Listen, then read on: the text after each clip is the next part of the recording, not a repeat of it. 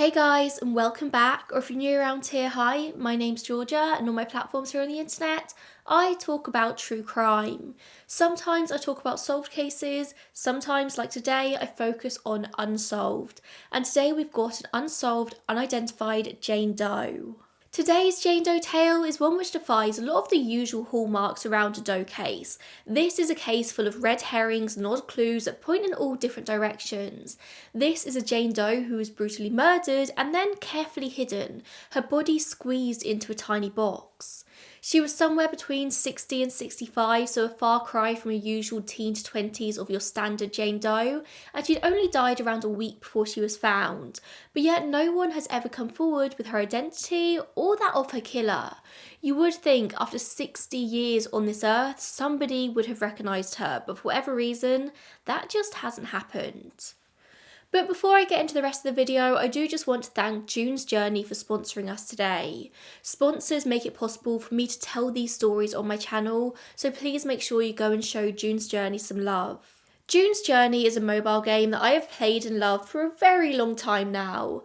It's a hidden object mystery game where you play detective and try and solve the murder mystery of June's sister and her friends' problems along the way.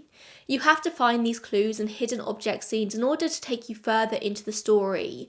You discover new characters in the mystery, you piece together photographs, and slowly, step by step, you find out what happened. As you progress through each chapter, the hidden object scenes become much more complicated, relying on your detective skills and your memory to find the objects and hopefully unlock a clue. And all the while, you're also trying to renovate the old rundown land belonging to June's family and bring it back to its former glory. The more land you can renovate, the faster you can progress through the chapters. It will be no surprise to anyone at all that I really enjoy the sort of mystery of this game. I love slowly unravelling a story and trying to figure out what's going on. I love to get to the bottom of mysteries. It's just who I am as a person. I am, at heart, a problem solver.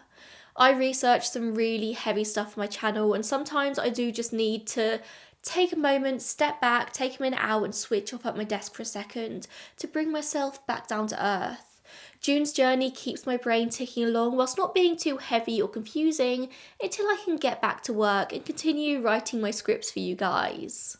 You can download June's Journey by clicking on the link below in the description box, or you can scan the QR code that's on screen right now. June's Journey is completely free to download and is available on Android and iOS mobile devices as well as on PC through Facebook Games. It is one of my favourite games ever, I really enjoy it and I highly recommend you try it. The story of the Box Lady of Benton County, as we know it, begins on the afternoon of the 8th of October 1976, about 6 miles north of Otterbein, Benton County in Indiana. 16-year-old school student Curtis Skoog has told this story a lot over the years. He said he was mowing the lawn around his family home that afternoon when his dad, Norman Skoog, went out in his combine harvester. This was a super rural area, the family had lots of farmland where they grew corn, and Norman was going to harvest the corn that day, but the bad weather recently had made it a lot harder than it needed to be, and he'd had a pretty unsuccessful time. But that wasn't the reason Norman headed back to the house early that day. That was because he'd run the combine into an oddly heavy cardboard box in the field, a box that somebody had obviously discarded from the gravel road about 15 yards away, County Road 200. Whoever had hidden this box did make some attempt to hide it. They put it about 10 to 12 rows of corn inside the field, and they likely didn't know that it was soon to be harvested. So Norman got off the combine to try and move the box. It was very much in his way, but he found it was way too heavy for just him to move. So he headed back to the house to get Curtis's grandfather, his father-in-law Everett, to come and help. And they took a pickup truck so they could stick the box on the bed and just bring it back. 43 years later, Curtis would say to the local Journal and Courier, "When they got back, they passed me on the lane and I was like, man, something's off. That smell, it was something else." Curtis was the first one on this truck to break open the box, which was sealed shut with rope and tape. Somebody really didn't want this box opening spontaneously. Once he'd got through that first layer, he found a load of plastic wrap, similar to that used to preserve carpet, bound together with yet more rope. Curtis then pulled out a broken vial of perfume, which instead of disguising the foul smell, just added to the mix. It was at this point that his dad said not to investigate any further, put the perfume back. They were going to call the police. Soon, the Benton County Sheriff and Indiana State Police arrived, and it became very clear that the Skoogs were correct to be concerned, because in the midst of all this plastic wrap was a body, bent and twisted to fit inside this box, which was much smaller than you'd expect a human body to be able to fit into. It was only 3 foot by 12 foot by 1 foot. Whoever had discarded of this woman clearly had very little regard for her, very little care. Her head particularly was wrapped in paper towels, a small white cloth towel, and 2 light-coloured plastic bags, kind of like small bin liners. And I do suspect that all of this wasn't to stop the body getting battered during transport. I don't think the killer really cared about that. But instead was an attempt to stop the smell emanating out of the box and therefore people finding it. According specifically to the Doe Network, the state of her remains were not recognisable when she was found. She was a near or complete skeleton. But an article from the time written for the Journal and Courier states, although the time of death was later set at 7 to 10 days before the woman was found, her body had suffered little decomposition. So I really don't know what to take from that, but regardless, either way, her body still would have swelled after death in the box and she would have had a lot of lividity, meaning either way that she wouldn't have been easily recognisable. I've done a bit of digging into this and I'm pretty sure Doe Network is referring to the state of her body when she was exhumed many years later, but we'll talk about that later in this episode. I do think the article from the time, the Journal and Courier, is correct. She was in pretty good condition. At autopsy, her cause of death was found to be a single gunshot wound through the lower abdomen, which does seem like a choice. If you're going to kill somebody, the lower abdomen isn't necessarily an area that you would aim for, particularly with just one singular shot. So was this an accident perpetrated by somebody who was too scared to admit what they'd done? If this was deliberate, you'd likely expect a wound to be sort of to the head or the upper chest, or multiple gunshot wounds rather than just a single one. But of course though, that is just speculation on my behalf. It means very little. Obviously, a lower abdomen wound is enough to kill you, so maybe all of that is just a moot point. It is also worth noting that other sources state the gunshot wound was to the head though, in which case you can just disregard everything I just said. The Jane Doe was estimated to be between 55 and 65 years old. Some other sources say just 60 to 65. She was around 5'2", 160 pounds with light brown or sandy, partially grey hair.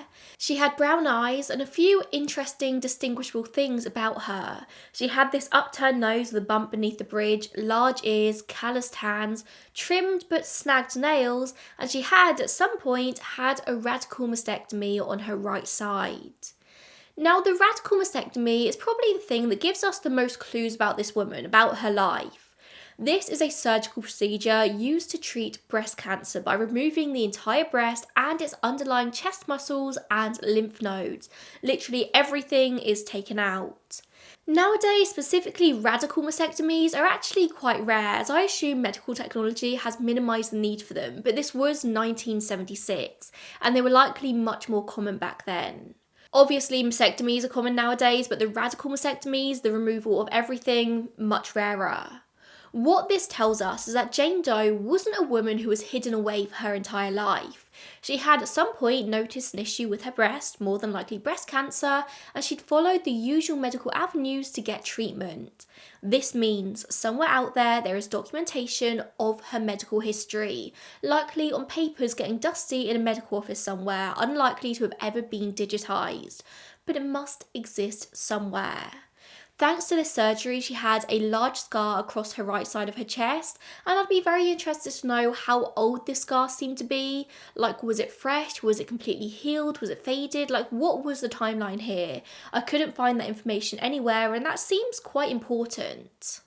The calloused hands are also probably worth mentioning in a little bit more detail. Calluses generally mean that somebody has got a job where they use their hands a lot, or a hobby which uses their hands.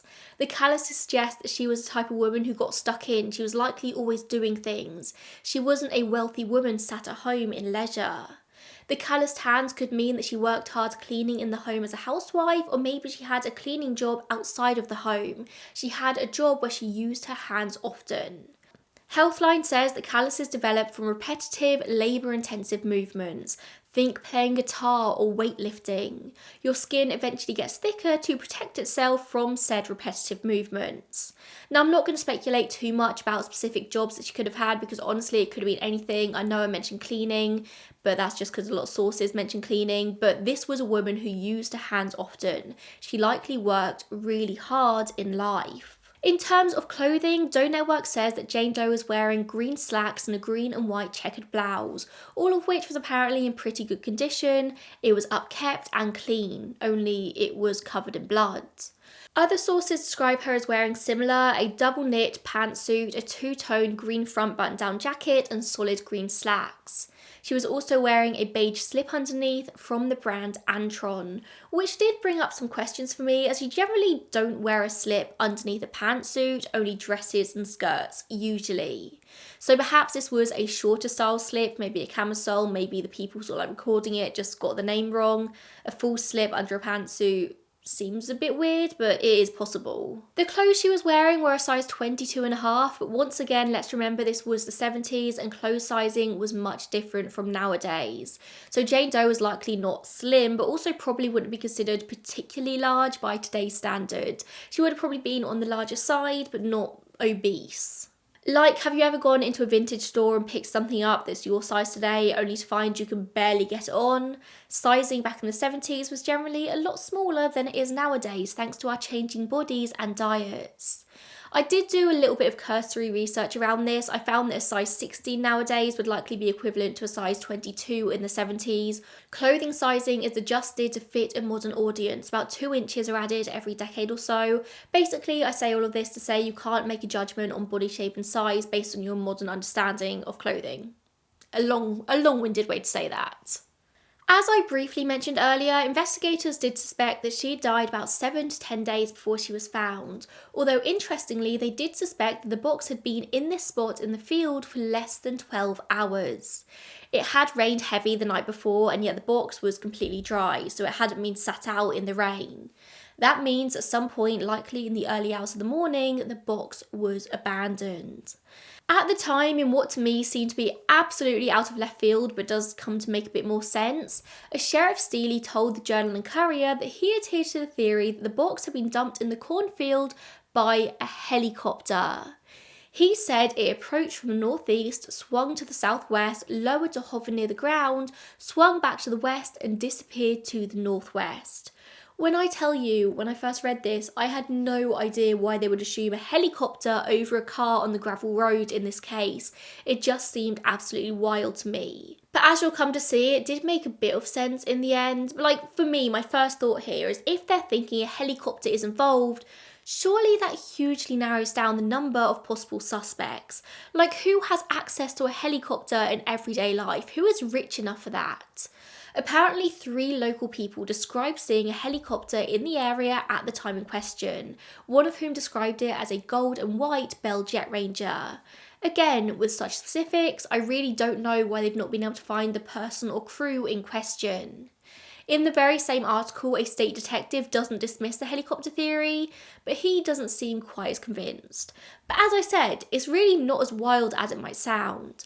There was no evidence of a pathway from the gravel road to the spot in which this box was found, although the combine had already flattened a lot of the surrounding land, so who knows. There was also an unusual circle of black dirt surrounding the box, as if it had been dumped from a bit of a height rather than just having been placed on the ground by a person. Also, no one in the area saw a car at any point, and I don't think I can stress to you just how remote this area is. If somebody unknown was driving around, it would have been noticed by local residents. But as I said, this was likely in the early hours of the morning, everyone was asleep, so who knows. On top of all this, some local residents from nearby towns reporting seeing a helicopter in the area. It just led itself to the helicopter theory, but in more recent years they have been moving away from this. The current Benton County coroner, Matt Rosenbarger, told the podcast My Favourite Murder back in 2022 that they're trying to get away from it as much as they can because they just don't believe it anymore. It's just a little bit too far-fetched. In the aftermath of Jane Doe's discovery, they did thoroughly investigate the surrounding area. They cordoned it off to the public. but nothing of interest was found at the scene, so instead they turned their attention to the box. They reassembled it after it was dismantled by investigators trying to get the body out. But the box didn't really share too many secrets. They did find it was manufactured by a firm located in Melrose Park in Illinois sometime between May and October 1976, so only in the previous few months. The boxes were distributed in Illinois, Indiana, Wisconsin and Michigan and were primarily used by moving vans, which matched in this case as the box had a stamp reading wardrobe bottom whilst hall closet was handwritten on it. This box had been used to help people move houses, clothes from the bottom of the wardrobe, and then the hall closet items had been transported in it at some point. The type of plastic the Jane Doe had been wrapped in also pointed in this direction. Think protective plastic often used to protect furniture in a move. To me, all of this means that in terms of suspects, they should have probably been looking at people in this area who had moved house recently at some point since May of that year, and or people who worked with the moving company.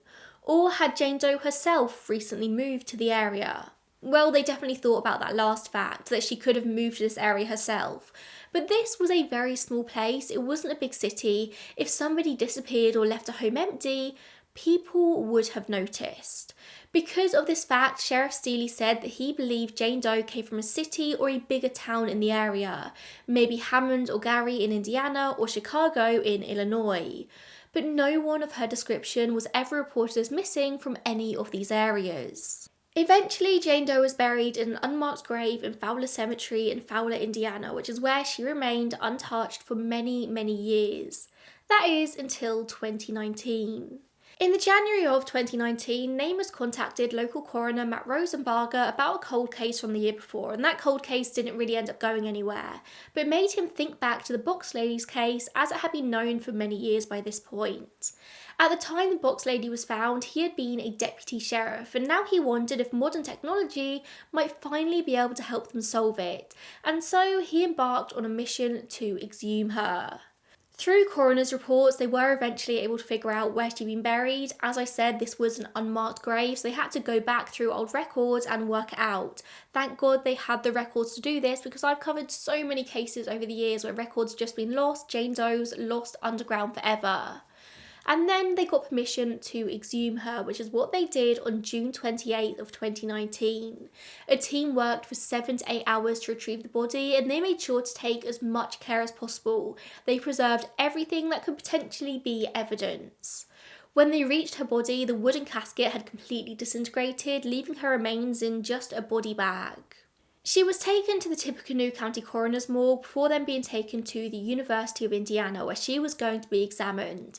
Like, this wasn't just a quick exhumation for DNA purposes like we often see. They wanted to look over her in detail and see if they could ascertain anything new, but also DNA, of course. However, DNA testing is incredibly expensive, and small counties like this just don't have the funding to afford this expensive testing, so they set up a fund hoping people would donate. Rosenbarger has said that he is really determined to find out who this Jane Doe was and reunite her with her family, and hopefully through that find who was responsible for her death.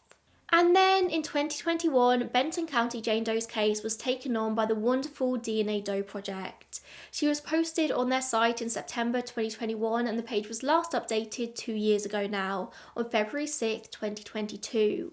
The current status is undergoing testing, so it's just a case of sitting tight and waiting, hoping that the DNA has proven to be fruitful.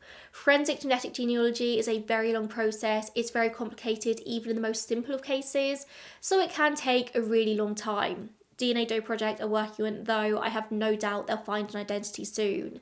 I just hope that along with her identity comes that of her killer as well. Cases of older Jane Does are particularly interesting to me because how can you live on this earth for 60 years, go out in the world, work so hard, you have calloused hands, have a whole radical mastectomy, and then you disappear and nobody notices? This is a woman who is out there living her life in the world.